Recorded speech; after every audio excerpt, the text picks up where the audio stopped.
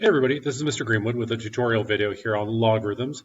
So I just want to go through some of the basics here with you and then give you a chance to maybe try a few in a future video. So this first one is all about definitions and converting forms from logarithms to exponentials and back. So by definition, a logarithm is the power to which a base should be raised to get a given number, which is, I call it the answer, but another term for it's the argument, okay? And another way to think about the logarithm is the answer to the logarithm is the exponent. And we'll just try and draw that a little better. There you go. Okay, so vocab. So the exponent, that's a power or the number of times a base is multiplied by itself. So the thing we got to think here is repeated multiplication, okay? The answer is the result of raising that base to a power.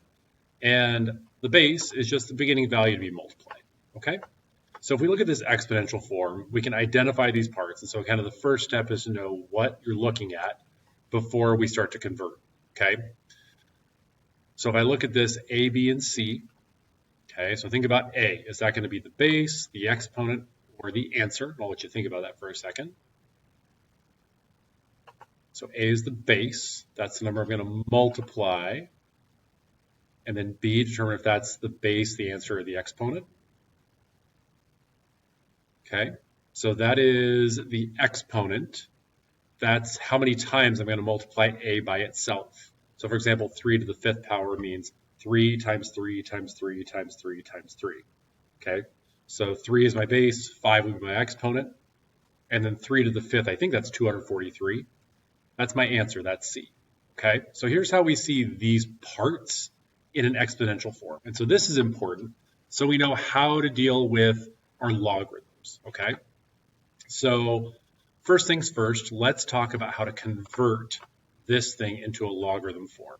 And to do that, let's look at a log, annotate it, and then we'll come back and convert this one. All right, so we've got this thing, log y111 equals x. So the way you read this, the mathematical language, is log, which is short for logarithm, base y of 111 equals x. So log base y of 111 equals x.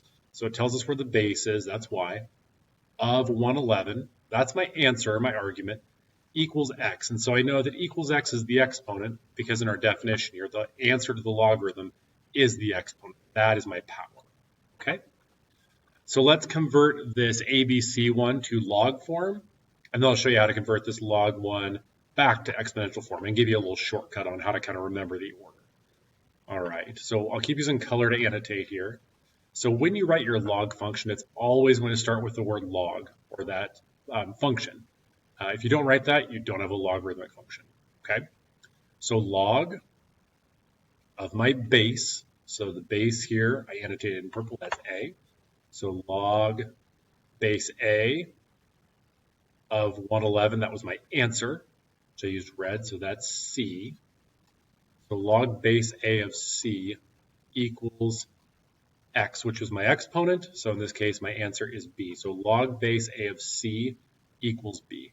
So these two things are equivalent in value, but they're just two different forms. This is exponential form.